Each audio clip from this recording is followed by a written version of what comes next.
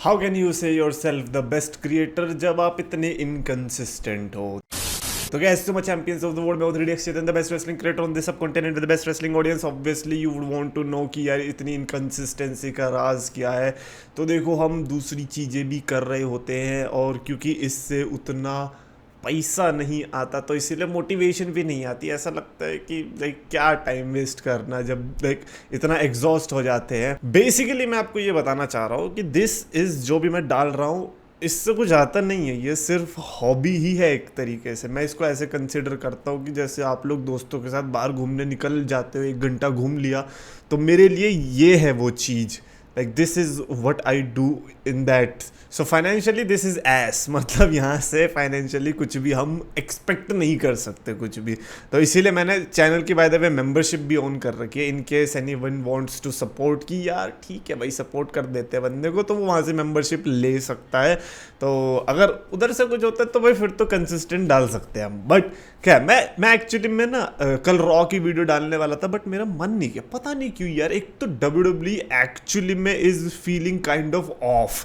एक तो WWE की अनरियल डॉक्यूमेंट्री आ गई, थोड़ा उसमें भी बिजी हो गया था। अनरियल डॉक्यूमेंट्री की क्लिप्स इतनी वायरल हो रही है क्योंकि बहुत सारी चीज़ें, एक तो ये अब तक जो डॉक्यूमेंट्रीज बनाते आए थे वो अलग तो थी, लेकिन ये उसकी भी बाप निकली। ये बिल्कुल ही पत्ते खोल दिए, मतलब अजीब अजीब चीज़ें। कि केविन ओवेंस कोडी रोड्स से माफ़ी मांग रहा है कि यार मैं ऐसे नहीं करना चाह रहा था उस स्पॉट पे। वो भी कोडी रोड्स और केविन ओवेंस का मैच हो गया, उसके बाद केविन ओवेंस को खूनम खून हो रखा है। भाई तू अपना देख, तू अपना हेल्थ चेकअप करा, कहाँ भी माफी वाफी मांग रहा है। इतना प्रो रेसलिंग का फैन कुछ ज़्यादा ही है यार केविन ओवेंस।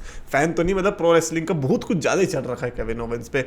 ऐसी हज़ारों क्लिप्स, मतलब मेरे को लगता है probably one of my favourite documentaries. और मैं इतना भी कहना चाहूँगा, if you love WWE as real sport type of thing, तो आप वो डॉक्यूमेंट्री मत देखना। ये डॉक्यूमेंट्री है ही कुछ लोगों के लिए, ये डॉक्यूमेंट्री है ही ट्विटर टाइप के लोगों के लिए, कि जिनको ऑलरेडी पता है वो ही देखे तो ज़्यादा बढ़िया है, ना कि ये सबके लिए। सबके लिए तो मैं रिकमेंड भी नहीं करूँगा, खामखा आपका टेस्ट खराब होगा और आगे से आप WWE को उस नज़रिए से नहीं देख पाओगे जिस तरीके से आपको देखना चाहिए। But anyways, now let's talk about unreal का रिस्पॉन्स, क्योंकि अनरियल का रिस्पॉन्स तो खैर उतना कुछ खास आ नहीं रहा। सोशल मीडिया पर कुछ लोग हेट कर रहे हैं, और जो लोग हेट कर रहे थे कि नहीं यार ऐसे तो बिजनेस एक्सपोज हो जाएगा, वही बाद में क्लिप्स भी डाले जा रहे हैं सोशल मीडिया पे। अरे पंक ने ये कर दिया, अरे सेथ ने ये कर दिया, ओ पंक और पंक और शायद साथ में है, देख के कितना मेरा होलसम मोमेंट हो गया, चड्डी गीली हो गई।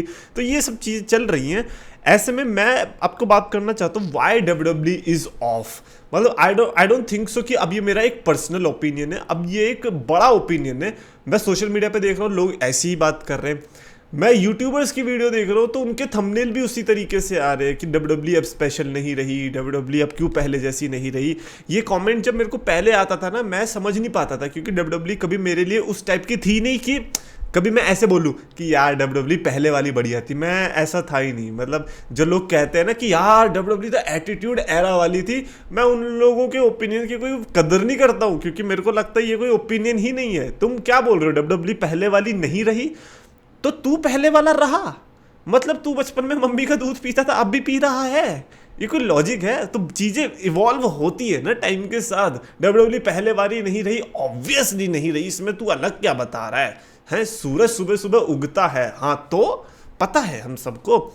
लेकिन WWE अब मैं कहूँगा कि एटीट्यूड एरा से ज़्यादा बेटर रही। मेरे को इतना, मैंने एटीट्यूड एरा भी देखा है, उस टाइम पे नहीं देखा, बाद में जब मैंने रीवॉच किया तो मेरे को रियलाइज़ हुआ कि नहीं भाई वो तो नॉस्टैल्जिया फैक्टर, और ऊपर से क्योंकि उस टाइम पे बिगिनिंग थी ना, तो कोई भी चीज़ अगर आपको नई मिलती है तो वो आपको अच्छी लगती है। और WWE ने 2020 के बाद जो कारनामा किया, इनक्रेडिबल। लाइक 2020 से 2024 मैं तो कहूँगा कि गोल्डन टाइम रहा, एटीट्यूड एरा से बढ़िया रहा। इनफैक्ट आज भी काफ़ी सुपरस्टार्स कहते हैं कि एटीट्यूड एरा से ज़्यादा अच्छा चल रहा है, कुछ रेसलर्स ही कह देते हैं। तो सोचो अब रेसलर्स ही कह दे रहे हैं तो फिर कुछ बचा नहीं ना फिर तो ओपिनियन देने को। तो ये लाइक आज की डेट में टैलेंट पूल भी अच्छा है, सब अच्छा है, फिर भी ऐसा क्या हुआ कि 2025 हैज बीन अ डिजास्टर। और ये डिजास्टर हम सबको पता है कहाँ से चला, ये चला है द रॉक चाचा से। द रॉक जो एलिमिनेशन चेम्बर में आया, चलो यार मेरे को तो लगता है द रॉक के ऊपर भी ब्लेम डालना थोड़ा गलत होगा। मैं इसका पूरा ब्लेम डालूंगा विंस मैकमैन पे। How dare you, how dare you do that scandal, जिसकी वजह से आपको जाना पड़ा, जिसकी वजह से आपको कंपनी छोड़नी पड़ी, जिसकी वजह से टीकेओ के साथ मर्जर हो गया। एंड जो टीकेओ का मर्जर था, that was the worst thing to happen with WWE। Because मेरी एक बात हमेशा याद रखना, अब मैं ये चीज़ नहीं कह रहा कि विंस मैकमैन जितना कोई भी टैलेंटेड नहीं है, मैं ये कह रहा हूँ कि हो सकता है कि विंस मैकमैन से बढ़िया या विंस मैकमैन जितना कोई अच्छा बुकर होगा, मे बी विंस मैकमैन के से ज़्यादा अच्छी स्टोरी लाइन्स कोई प्रोड्यूस कर पाएगा, है ना। बट मैं ये कह रहा हूँ कि विंस मैकमैन जैसा कोई भी बंदा जिंदगी में नहीं आएगा जो कि विंस मैकमैन जितना प्यार करेगा WWE को। Nobody is going to be that person. जितना विंस मैकमैन ने अपने बच्चे की तरह, अरे अपने बच्चे को भी नहीं किया, जितना उसने WWE को प्यार किया ना, उतना कोई अपने बच्चे को भी नहीं करेगा। And this is the reason why WWE is falling. There is no number game, there is no कोई एक बंदे का गेम, it is just about love. There is no love between a guy and a company, जो कि पहले थी Vince McMahon और WWE के बीच में। श्योर गलत डेज रहे, गलत साल रहे, लेकिन हमेशा विंस मैकमैन ने ट्राई किया कि बेस्ट से बेस्ट दे और एंटरटेन कर पाए और अपने प्रोडक्ट की वो इंटेग्रिटी अलाइव रख सके। से what ever you want about Vince McMahon, लेकिन उसने कभी भी अपना दीन ईमान नहीं बेचा। तुम लोग कहते हो विंस मैकमैन को रेसलिंग की कदर नहीं है, विंस मैकमैन को रेसलिंग की कदर नहीं है। विंस मैकमैन ने अपनी जो रिंग की मैट है उससे ज़्यादा पवित्र चीज़ क्या होगी, उस पर कभी आंच नहीं आने दी। आज देखो फोर्टनाइट, प्राइम, कोई पता नहीं क्लैश ऑफ क्लैन, अजीब अजीब सी चीज़ें उसके ऊपर छपी पड़ी है। CM Punk और रोमन रेंस पड़े हैं, सेथ रॉलिंस का हील टर्न हो गया, पॉल हेमन ने धोखा दे दिया है, और हमें ऊपर से क्या दिख रहा है, सिर्फ ad, and that is shameful. There is no iconic shots left right now because all we could see are just ads. चैप रिंग में देखो एड्स, टर्न बकल पे देखो एड्स, इन गधों के बच्चों ने टेबल पे भी एड्स डाली है, Slim Jim table. Wow, just because table इनके स्लिम है तो इन्होंने स्लिम जिम ऐड कर दिया। इन्होंने कहा कैसे भी करके बस हम एडवर्टाइजर्स डालेंगे। रोमन रेंस के अंडरवेयर पे भी पक्का ऐड होगी, मुझे तो लग रहा है। ये ब्रॉन्सन रीड ने जो कल जूता चुराया है ना, इसको भी कुछ एडवर्टीजमेंट में बदल देंगे। There is no problem with that. But do you think कि इतनी बड़ी कंपनी को जो कि इतना ब्रैग करते हैं अपने बारे में, उन्हें इतने छोटे छोटे एड्स भी जरूरी हैं? एटलीस्ट जो तुम्हारा मेन पर्पस है उधर तो मत हगो। विंस मैकमैन की बात, पता नहीं यार विंस मैकमैन के चीज़ को क्यों हेट करते हैं, just because of that thing. उसके लिए जो हेट करना है करो, लेकिन विंस मैकमैन और WWE का कनेक्शन तो कोई बिल्ड कर ही नहीं पाएगा। विंस मैकमैन ने तो तुम्हारी रेसलिंग इंडस्ट्री बनाई है। अरे आज अगर विंस मैकमैन ना होता ना तो WWE ही, मतलब WWE छोड़ो, रेसलिंग जो है ना वो अजीब सी ही होती, और हो सकता है कभी मेन स्ट्रीम ही ना होती।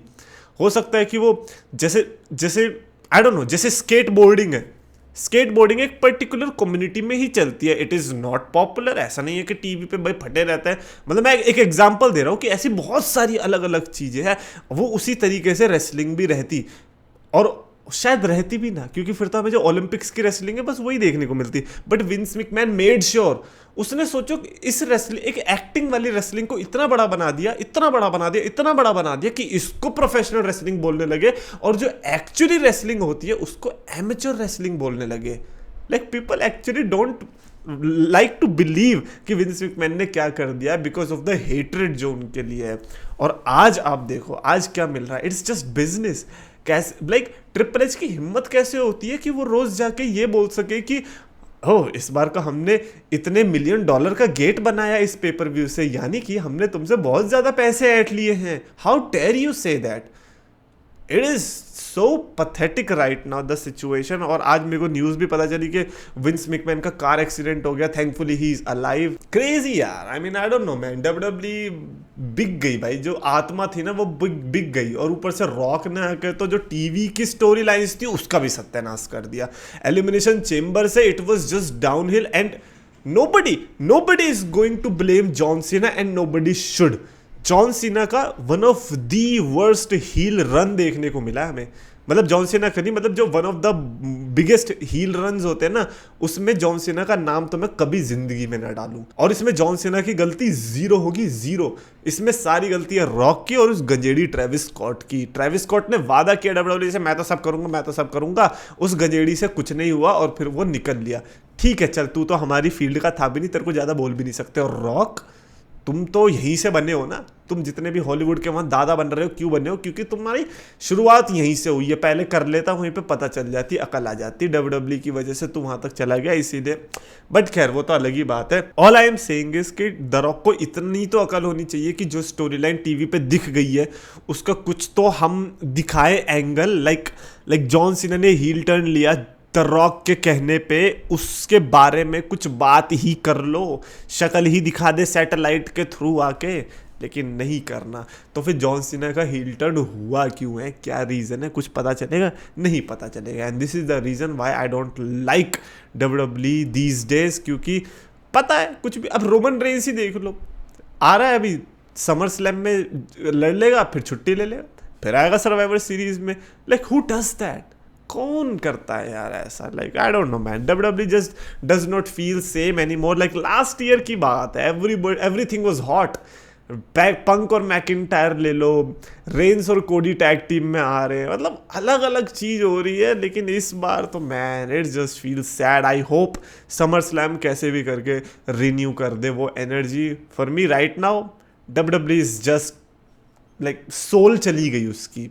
लाइक विंस मैकमैन के जाने के बाद लगा था कि नहीं यार ठीक हो जाएगा, बट विंस मैकमैन जैसा प्यार कोई नहीं कर पाएगा। That is true, that is true. ये ब्रेकअप बहुत हर्ट करने वाला है हम सबको। Anyways that's it for this video. Definitely comments में आप अपने थॉट्स लिख के बताना, और आपको वीडियो पसंद आया तो प्लीज लाइक और शेयर करो, चैनल सब्सक्राइब करो।